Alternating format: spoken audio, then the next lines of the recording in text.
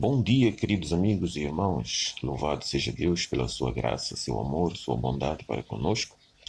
2 de agosto, graças a Deus chegamos até aqui. Que bênção. Amigos, esta manhã estamos mais uma vez aqui para meditarmos e meditar na palavra do Senhor sempre é bom quando nós oramos. Vamos orar.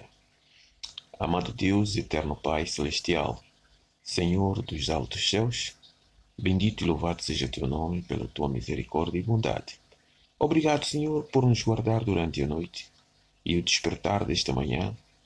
Que a tua palavra venha nos vivificar, venha nos fortalecer e animar e nos dar a certeza de que tu estás guiando a história do teu povo. Fique conosco e cerca-nos com a presença dos teus anjos e enche-nos da presença também do teu Santo Espírito. Em nome de Jesus suplicamos. Amém. Amigo querido, hoje o tema diz-nos aureola de glória. Aureola de glória. Nós estamos continuando a estudar sobre as etapas ou como Deus estava conduzindo o seu pequeno rebanho após o desapontamento de 1844. E aqui nos diz que 7 meses depois que o casal White aceitou de José Bates, ou José Bates, a verdade da santidade do sábado.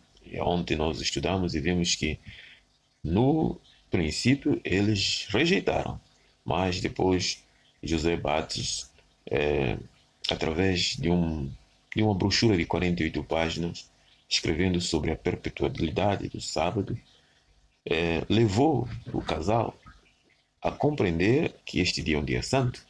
E aqui nos diz que 7 meses depois deles aceitarem esta verdade, com base no ensino bíblico, não nas filosofias, não nas ideias humanas, mas no ensino bíblico, e 4 meses depois da publicação de debates sobre o tema, não é? O casal estava em Topsham, Maine, na casa do irmão Stockbridge, ou Luanda, nomes, não é? Eles estavam na casa desse irmão, Ellen White e o seu marido, Tiago White. Era o sábado 3 de abril de 1847. Tiago White e Ellen White reuniram-se com alguns irmãos e sentiram uma necessidade extraordinária de oração. Só para perguntar, você já sentiu alguma vez aquela necessidade tão profunda, extraordinária de oração, em que às vezes o seu coração pulsa para falar com o céu? Sim, tem vezes que isso acontece e tem vezes também que a gente não sente nenhuma vontade de orar. Isso não significa que estamos perdendo a fé ou que estamos longe de Deus. Mas na vida cristã nós temos altos e baixos. Mas naquele dia o casal White, junto com aqueles irmãos, sentiram essa necessidade. A própria Ellen White conta que, enquanto orávamos, o Espírito Santo desceu sobre nós. Sentíamos muito felizes. Fiquei inconsciente quanto às coisas terrestres e fui arrebatado em visão de glória de Deus. Vi um anjo voar rapidamente para mim e levou-me da terra para a cidade santa. Na cidade vi um templo no qual entrei. Passei por uma porta antes de chegar ao primeiro véu. Este ergueu-se e passei para o lugar santo. Ali vi o altar de incenso, o castiçal com 7 lâmpadas e a mesa com os pães da proposição. Isso é o que ela está descrevendo. Depois de ver a glória do lugar santo, Jesus levantou o segundo véu e passei para o lugar do santo, ou para o santo dos santos. Podemos dizer o lugar santíssimo. Meus queridos amigos, interessante que aqui, nessa visão, nós vemos ela ter uma visão do santuário de Deus. Podemos dizer que Deus concedeu à serva do Senhor a mesma visão que Jesus tinha concedido a João, seu servo, na ilha de Patmos. Lembrem, em Apocalipse 11, verso 19, é dito que João teve uma visão do santuário.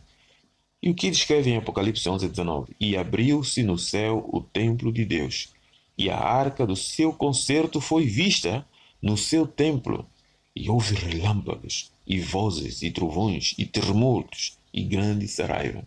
Então, quase que a visão, Ou podemos dizer que a visão de João e que a Sra. White teve eram paralelos. Só que há algumas coisas que Ellen White descreve que ela viu, que João não descreve. Mas exatamente eu digo que ele também viu essas coisas, mas o foco dele estava na arca, ou o foco da visão de João estava na arca, assim como da Sra. White também estava na arca que está no lugar santíssimo. Então diz aqui que no lugar santíssimo vi uma arca. A serva do Senhor continua descrevendo que ela viu uma arca. Em cada uma das extremidades estava um lindo querubim, com as asas estendidas sobre ela. Tinha o rosto voltado para o outro, um para o outro, e olhava para baixo. O que eles viam para baixo? Viam exatamente o que está por cima da arca. Entre os anjos estava um incensário de ouro. Sobre a arca, onde estavam os anjos, havia o brilho de excelente glória. Que visão extraordinária. Jesus estava junto à arca, e ao ascenderem a ele as orações dos santos, o incenso subia e ele oferecia as orações ao Pai. Maravilha. Por isso é que devemos orar. Por isso é que devemos estar constantemente em oração, porque as nossas orações sobem ao trono do Senhor. Jesus as oferece ao Pai como incenso suave. Mas o que a Sra. White viu nesta visão? Na arca estava um vaso de ouro contendo o maná. Lembrem do maná que lá no deserto Deus tinha ordenado a Moisés a conservar um gomer de maná dentro da arca. Por que Deus já havia feito isso? Porque também lá no céu existe isto. Né?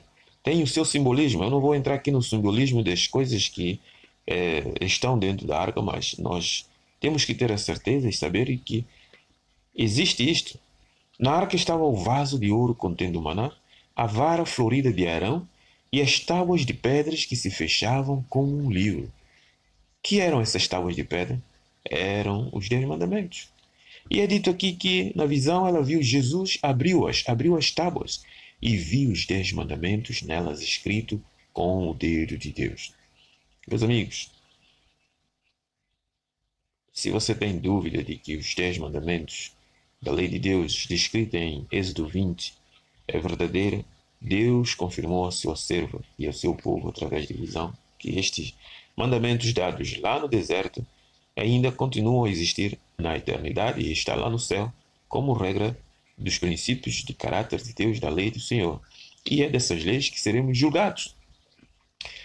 E é descrito que numa das tábuas havia 4 leis e noutra 6. Os 4 da primeira tábua brilhavam mais do que os outros 6. Porque a primeira tábua tem as leis que falam do relacionamento com Deus, ou que indica quem é Deus, e os outros 6 do relacionamento com o homem, ou que descreve aquilo que o homem tem o dever de cumprir para com outro homem. Continua dizendo que mais o quarto, o mandamento do sábado, lembra do quarto mandamento que está na lei de Deus, em Êxodo 20, verso 8 a 11, diz que lembra-te do dia do sábado para santificar. 6 dias trabalharás e farás toda a tua obra, mas o 7º dia é o sábado do Senhor teu Deus. Não farás nela nenhuma obra, nem tu, nem teu filho, nem tua filha, nem teu servo, nem tua serva, nem o estrangeiro que está dentro das tuas portas, nem até o teu animal lá descreve. Por quê? Porque em 6 dias fez o Senhor os céus, a terra e o mar, e as fontes das águas, tudo que nele há, e ao 7º dia descansou. Por isso abençoou o Senhor e santificou o dia do sábado. Isso que está lá descrito, o quarto mandamento. E ela diz que na visão ela viu que o quarto mandamento resplandecia mais do que todos. Pois o sábado foi separado para ser guardado em honra do santo nome de Deus. O sábado foi dado para ser guardado em honra do santo nome de Deus, porque lá indica quem é Deus. O santo sábado resplandecia circundado por uma aureola de glória.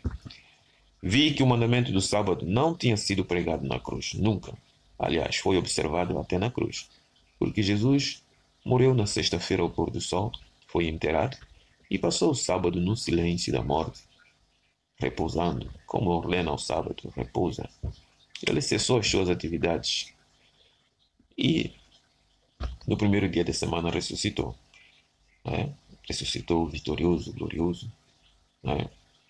Mas o inimigo, para confundir as mentes dos homens, diz de que o sábado cancelou-se na cruz e o primeiro dia equivale Meus amigos, a senhora White descreve que na visão ela viu que Deus não tinha mudado o sábado, pois ele nunca muda. Deus é hoje, é ontem e é eternamente, como diz Hebreus. Mas o Papa, o sistema papal, o papado, tinha mudado do sétimo para o primeiro dia da semana, pois intentou mudar os tempos e a lei. É isso que nós encontramos em Daniel.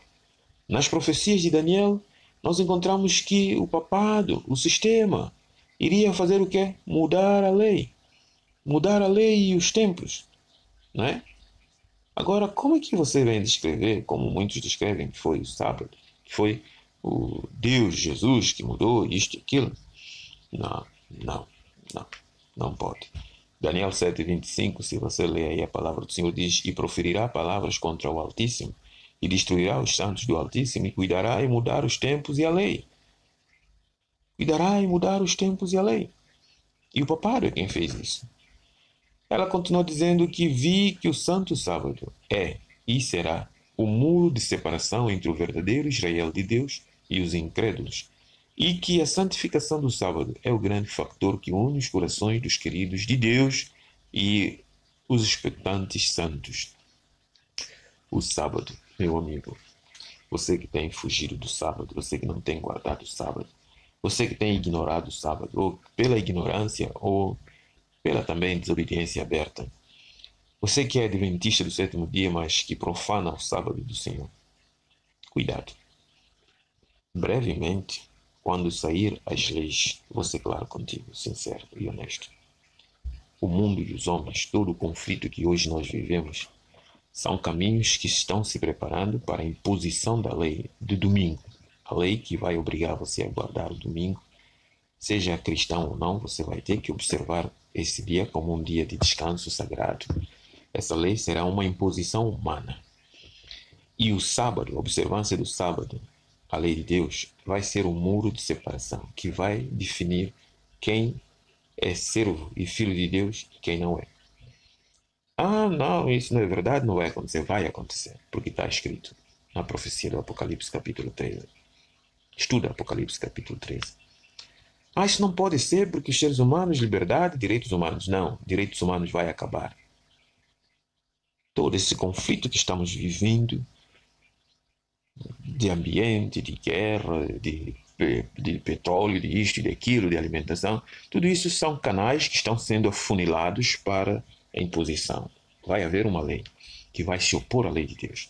Agora, quer você acredite ou não, Deus deu o sábado para servir de sinal entre Deus e os seus filhos, os verdadeiros guardadores do sábado, observando a lei de Deus.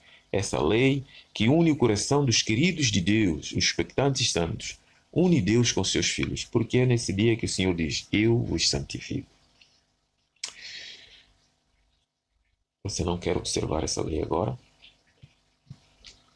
Eu acho que é o tempo de decidires ser fiel a Deus. Porque quando vier a lei dos homens, aqueles que hoje pisam nessa lei poderão correr o risco de ceder à tentação, de ir atrás da lei dos homens por causa dos benefícios que estarão em troca. Mas Deus vai preservar o seu povo fiel. Meus amigos, nesta visão, só temos que louvar a Deus. Pela sua serva, Deus confirmou a correção da pesquisa bíblica dos pioneiros. Louvamos a Deus por essa bênção. Louvamos a Deus porque Ele não deixou seu povo alheio. Esta doutrina do sábado é verdadeira, é pura, é santa. Esta doutrina é bíblica e Deus confirmou através de visão a Sra. White de que realmente o sábado é o dia santo do Senhor. Estamos aproximando mais um sábado. Faça a sua decisão de ir à igreja no sábado, prestar culto de adoração a Deus e unir o teu coração a Deus, o teu Criador. Que Deus te abençoe. Que este dia possa ser um dia de reflexão sobre o sábado. Se tens dúvida, leia a Bíblia. Seja amigo da palavra de Deus. Estude-a com carinho, com oração e com humildade.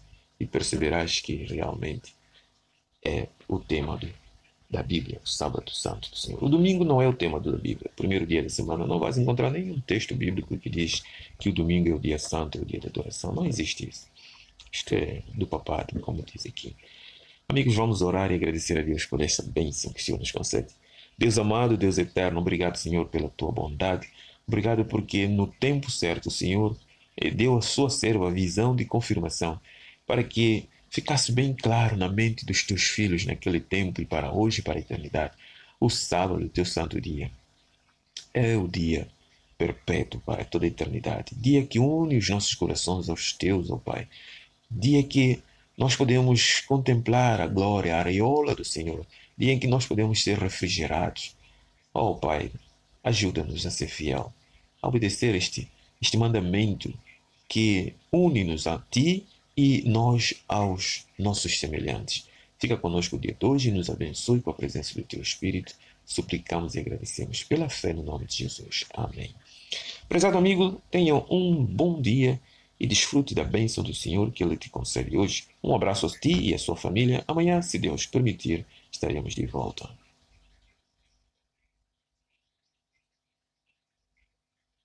Nisto Cremos Channel, o canal de esperança. Viva com esperança através de estudos bíblicos.